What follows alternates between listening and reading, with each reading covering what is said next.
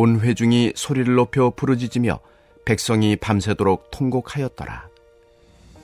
이스라엘 자손이 다 모세와 아론을 원망하며 온 회중이 그들에게 이르되 우리가 애굽 땅에서 죽었거나 이 광야에서 죽었으면 좋았을 것을 어찌하여 여호와가 우리를 그 땅으로 인도하여 칼에 쓰러지게 하려 하는가?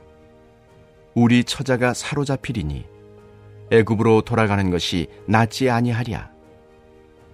이에 서로 말하되 우리가 한 지휘관을 세우고 애굽으로 돌아가자 하매 모세와 아론이 이스라엘 자손의 온 회중 앞에서 엎드린지라. 그 땅을 정탐한 자 중 눈의 아들 여호수아와 여분네의 아들 갈렙이 자기들의 옷을 찢고 이스라엘 자손의 온 회중에게 말하여 이르되 우리가 두루 다니며 정탐한 땅은 심히 아름다운 땅이라.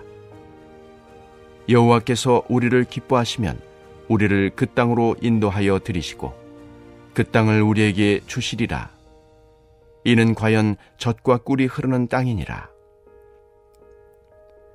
다만 여호와를 거역하지는 말라. 또 그 땅 백성을 두려워하지 말라.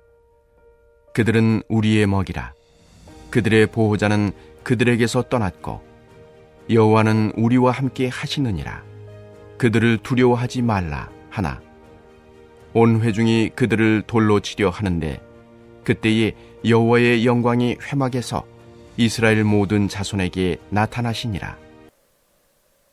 오늘은 믿음대로 사는 삶이라는 제목으로 민수기 14장의 말씀을 나누겠습니다. 주신 말씀을 통해 하나님의 놀라운 은혜를 누리는 복된 하루 보내시길 소망합니다. 오늘 본문에서 이스라엘 백성은 정탐꾼들의 비관적인 보고를 듣고 좌절감에 빠져 통곡하고 있습니다. 그들은 그들의 지도자인 모세와 아론을 원망하며 또다시 노예로 살았던 애굽의 삶을 떠올리는데요.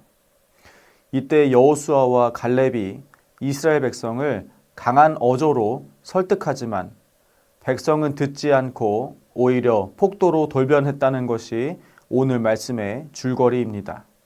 본문 1절입니다. 이스라엘에서 보낸 대다수의 정탐꾼들은 약속의 땅에 살고 있는 거주민들이 너무나 강해 보였다는 견해를 가지고 진영으로 복귀하였습니다. 이러한 정탐꾼들의 암울한 보고를 들은 이스라엘 백성은 마음이 얼어붙게 되었습니다. 이에 그들은 대성통곡하며 모세와 아론을 원망하기 시작하는데요. 또한 온 백성은 소리를 높이고 부르짖고 통곡을 하며 절망감을 드러냈습니다. 그들은 애굽에서 나와 약속의 땅을 목적지로 하여 오랜 세월을 보냈는데 이제 갈 곳이 없다는 판단이 들자 망연자실하며 과거에 애굽에서 나오게 된 것에 대해 후회를 하는 것입니다. 절망에 빠진 백성은 원망을 늘어놓기 시작했습니다. 원망의 화살은 그들의 눈앞에 있는 지도자들인 모세와 아론을 향했습니다. 그러나 사실 그들의 본질적인 원망은 하나님을 향해 있었습니다. 여기서 나타난 원망은 단순히 남을 탓하는 정도가 아니라 불평을 쏟아내며 상대방에게 책임질 것을 요구하는 반항적인 행동을 의미합니다. 이러한 상황에서 이스라엘 백성은 또다시 애굽 땅을 동경했습니다. 그들은 심지어는 차라리 애굽 땅에서 일하다 죽거나 광야에서 고생하다 죽었다면 더 좋았을 것이라고 말했습니다. 그들의 주장에 따르면 가나안 땅에 들어가 싸우다가 떼죽음을 당하고 처자식들이 모두 포로가 되어 첩이나 종으로 전락하는 것보다는 100번 낫다는 것입니다. 자신들의 현재 처지와 이전 애굽의 삶을 비교하는 형태는 고기를 달라는 음식 투정에서도 드러난 바 있습니다. 그들은 넘지 말아야 할 선을 넘으며 막말을 퍼부었습니다. 놀랍게도 그들은 출애굽 직후 바로의 막강한 군대가 추격해오고 앞에는 홍해에 가로막힌 상황에서 이와 동일한 불평을 쏟아낸 적이 있었습니다.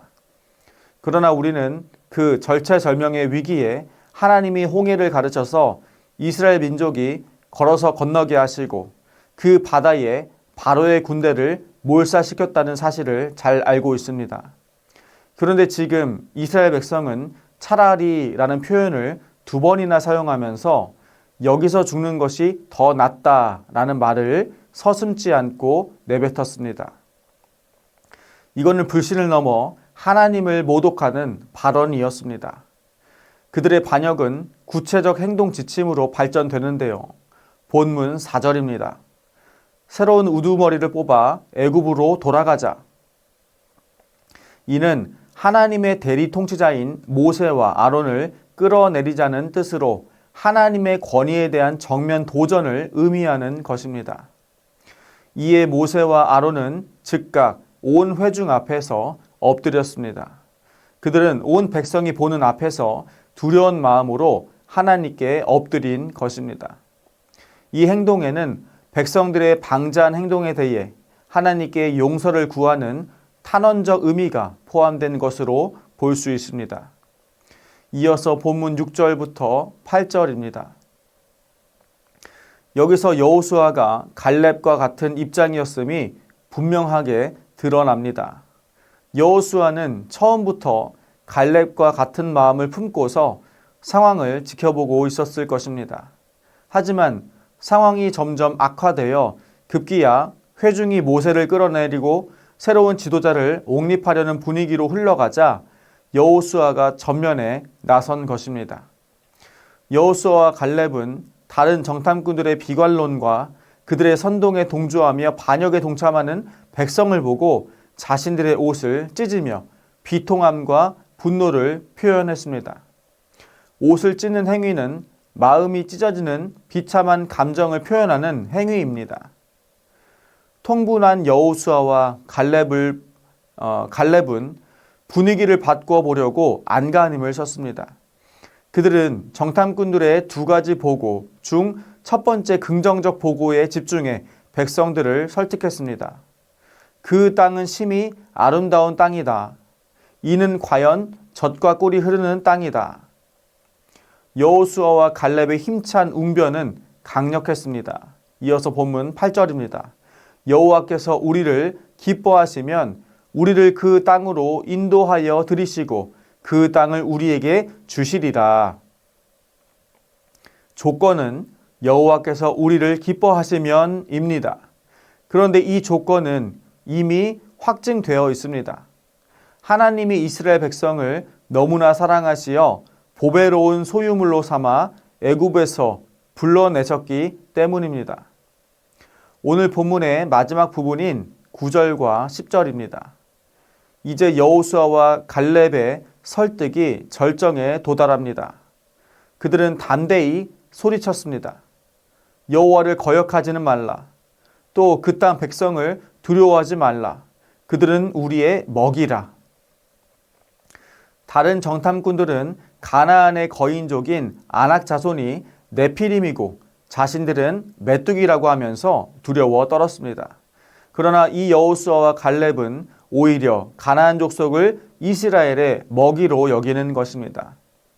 하지만 회중은 설득되기는커녕 오히려 분노에 휩싸여 여호수아와 갈렙을 돌로 치려고 했습니다. 이때 하나님의 영광이 회막 가운데 나타났습니다. 이는 불신앙을 가진 이스라엘 백성들의 심판을 위한 임재였습니다. 하지만 믿음의 용사 여호수아와 갈렙에게는 이것이 구원을 위한 임재였습니다. 장차 올 여호와의 날은 마찬가지로 이렇게 심판의 날이면서 구원의 날이 될 것임을 우리는 기억해야 합니다. 오늘 말씀을 정리합니다. 이스라엘 백성은 정탐꾼들의 보고를 듣고서 공황 상태에 빠졌습니다. 하지만 여호수아와 갈렙은 달랐습니다. 그들은 믿음의 사람에 관한 좋은 모델이 됩니다. 이스라엘 백성은 다시 애굽 타령을 하며 거기가 살기 좋았고 먹거리도 다양했다고 말했습니다. 애굽에서 누리던 쾌락은 세상의 쾌락과 같습니다. 그러나 그 쾌락은 노예가 누리는 쾌락에 불과한 것입니다. 그럼에도 백성은 모세를 끌어내리고 지도자를 다시 뽑아 애굽으로 돌아가고자 하였습니다. 애굽에 대한 이스라엘 백성의 향수는 그들의 역사 속에서 사라지지 않았던 것입니다. 하나님은 애굽을 그리워하거나 의존하지 말며 그곳으로 돌아갈 생각을 하지 말라고 반복해서 경고하셨습니다. 하나님의 뜻에 따라 여호수아와 갈렙은 다시 한번 백성을 설득하였습니다. 그들은 양자택일에 다음과 같은 시험지를 내놓았습니다. 우리 두 사람이냐, 10명의 정탐꾼이냐, 여호와가 더 강하냐, 거인족이 더 강하냐. 10명의 정탐꾼은 네피림 후손인 아낙 자손의 거인들을 주목하면서 그들 앞에서 자신들이 메뚜기와 같다고 말했습니다. 그렇습니다. 이는 현실적인 판단이었습니다. 그러나 여호수아와 갈렙은 믿음으로 판단해서 그 거인들을 우리의 먹이라고 선언했습니다. 네피림과 밥은 그야말로 극과 극의 대상입니다. 믿음 여부에 따라 상대방은 네피림이 될 수도 있고 밥이 될 수도 있는 것입니다. 그러나 전쟁의 승패는 외적인 규모나 객관적 군사력이 아니라 누가 참신이냐에 달려 있습니다. 여호수아와 갈렙은 이렇게 선언했습니다. 그들이 아무리 거대한 종족이라 해도 그들의 보호자는 이미 떠났다. 그러나 여호와께서는 살아계신 하나님으로 우리와 함께 하신다. 물론 현실적 판단과 결정은 중요합니다. 그러나 믿음으로 판단하고 결정해야 할 때가 분명히 있습니다. 오늘 우리가 살아가는 세상과 현실을 보시기 바랍니다. 바라기는 이러한 현상을 현실적인 눈이 아닌 믿음의 눈으로 바라보시길 소망합니다. 믿음의 눈으로 하나님을 의지하며 오늘 하루를 충실히 살아갈 때 주님께서 보여주시는 선한 길을 발견하게 되는 저와 여러분이 되시기를 주님의 이름으로 축원드립니다. 우리 함께 이 시간 기도하기 원합니다.